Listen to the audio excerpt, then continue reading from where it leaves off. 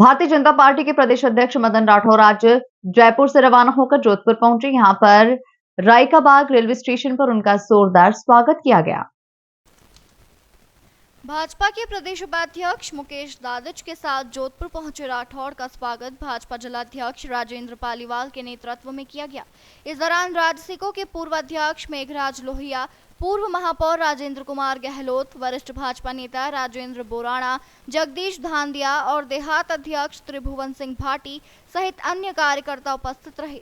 जोधपुर से कुछ ही देर में मदन राठौर फलोदी के लिए रवाना हो गए, जहां वे पार्टी कार्यकर्ताओं को संबोधित करेंगे।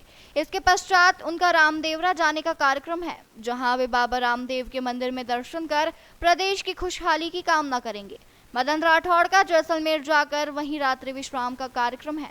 मीडिया से बात करते हुए मदन राठौर ने कहा कि पाकिस्तान ने आतंकवाद को पैदा किया और आतंकवाद को प्रशिक्षण दिया और निर्दोष नागरिकों को मारा, इसलिए पाकिस्तान को सबक सिखाना जरूरी था। हमारे प्रधानमंत्री नरेंद्र मोदी के नेतृत्व में पाकिस्तान से आतंकवाद को मिटाने के लिए सैनिकों ने मुंह तोड़ जवाब दिया, जिसके बाद पाकिस्तान घबराया और गिड़गिड़ाया। पाकिस्तान ने सेवा से रिक्वेस्ट की कि हम बात करना चाहते हैं और सीज फायर का निर्णय लिया। उसके बाद भी पाकिस्तान ने सीज फायर तोड़ा, उसका भी सेना ने माकूल जवाब दिया। और अब हमारे नेता सीमांत क्षेत्रों में जा रहे हैं और स्तर संभल लेने के साथ ही चर्चा की जाएगी। आगे भी किसी प्रकार की गतिविधि हो तो किस प्रकार से सावधान रहना है, इसके बारे में चर्चा की जाएगी। वहीं प्रधानमंत्री नरेंद्र मोदी के दिए गए संदेश की या तो पानी बहेगा या खून बहेगा, इस सवाल पर उन्होंने कहा कि प्रधानमंत्री नरेंद्र मोदी ने स्पष्ट कर दिया है कि या तो खून बहेगा या फिर पानी बहेगा, क्योंकि पाकिस्तान को जाने वाला पानी हमने क्लोनर लेना शुरू कर दिया है और रोक दिया है, और पाकिस्तान के लिए यह जीवन रेखा है। इसलिए पाकिस्तान को स्पष्ट संदेश दिया कि अगर पानी चाहिए तो खून रोकना पड़ेगा, अगर खून बहाओगे तो पानी नहीं मिलेगा। वहीं उन्होंने कहा कि ऐसे मौके पर कांग्रेस को पता नहीं कैसे राजनीति करनी सूझी है। कांग्रेस ने पहले भी इसी कारण मार खाई है और आप फिर से ना के साहस को लेकर कांग्रेस के लोग और गलत बयान दे रहे हैं, जो कि ठीक बात नहीं है। सेना पर गर्व करना चाहिए और इसमें राजनीति नहीं करनी चाहिए। वहीं बाद में वह जोधपुर से फलोदी के लिए रवाना हो गए।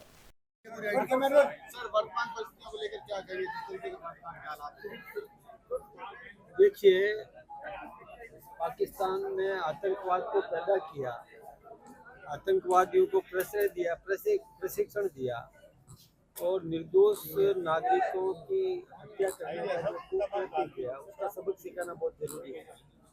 और हमारी सेना ने और बखूबी सबक सिखाया है। उनके आतंकवाद के केंद्रों को नेस्तनाबूद किया, आतंकवादियों को धराशायी किया और एयर बेसेस को भी तोड़ा, ताकि वो किसी भी प्रकार की आतंकवादी गतिविधि कर नहीं पाए। ऐसी स्थिति पैदा कर दी। फिर पाकिस्तान गिड़गिड़ाया। उसने हिंदुस्तान की सेना के अधिकारियों से रिक्वेस्ट की कि हम बात करना चाहते हैं। फिर बातचीत हुई और सीज फायर का निर्णय हुआ। हालांकि पाकिस्तान अविश्वसनीय है, ये बात बिल्कुल सही है। कई बार पाकिस्तान ने सीज फायर तोड़ा है और आतंकवादी गतिविधियां करता रहा है, लेकिन इस बार उसकी रीढ़ तोड़ दी है। पूरा अच्छी तरह से सबक सिखाया और दुनिया में भी बेनकाब हो गया। पूरा हिंदुस्तान एकजुट रहा। हमारी सेना ने बहुत बहादुरी दिखाई और आतंकवाद का खात्मा करने में सफलता प्राप्त की। अभी हम लोग केवल इस सीमांत क्षेत्र में हमारे सभी नेता, सभी कार्यकर्ता अलग अलग क्षेत्रों में जा रहे हैं और जाकर के और साल संभाल लेना, चर्चा करना, आगे किसी प्रकार की कैसी गतिविधि हो तो किस प्रकार से सावधान रहना, इसी निमित्त हम लोग प्रवास कर रहे हैं। प्रधानमंत्री जी ने कहा था कि खून और पानी अब साथ नहीं बहेगा, भले सीज फायर हुआ। मतलब ये है कि जो पानी रोका हमने, वो 10% तो हमने उपयोग में लेना शुरू कर दिया, रोक दिया है। ये पाकिस्तान को अपने जीवन रेखा है, पानी चाहिए तो फिर खून नहीं बहाया जा सकता। इधर तो वो खून बहाए और उधर पानी की मांग करे, और जो पानी हमने रोका है, ये स्थिति है तो घुटने टेकना, इसी आधार पर घुटने टेक देगा पाकिस्तान। तो ठीक बात है, ये अच्छा कहा है, सही निर्णय लिया। बीजेपी तिरंगा यात्रा निकालेगी सर। शिमला समझौता तोड़ दिया, मध्यस्थ बीच में ले लिया, तो क्या कहना चाहेंगे? कोई मध्यस्थ नहीं है कांग्रेस को पता नहीं कैसे ये राजनीति करने की सूझी है। इस मौके पर, इस प्रसंग पर राजनीति कतई नहीं करना चाहिए। कांग्रेस ने पहले भी मार इसी कारण से खाई कि जब सर्जिकल स्ट्राइक हुआ तो वो उन्होंने प्रश्न पूछना शुरू कर दिए। ये ठीक बात नहीं है, गर्व करना चाहिए और इसमें राजनीति करना नहीं चाहिए। अब तिरंगा यात्रा निकाली जाएगी सर। ये तो देशभक्ति का वातावरण बन रहा है। राष्ट्रभक्ति का वातावरण केवल बीजेपी का ही नहीं है, संपूर्ण हिंदुस्तान के नागरिकों का है।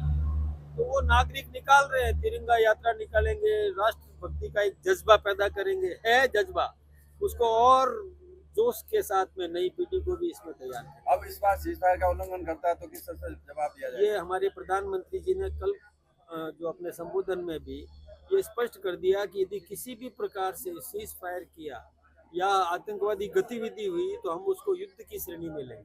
सर, एक राजस्थान से एक प्रश्न उठा है। उमेद राम जी ने कहा है कि धर्म पूछ के मारा गया, इसका कोई सबूत नहीं है। यार, अब उमेद राम जी को कोई सबूत देने जाएगा क्या?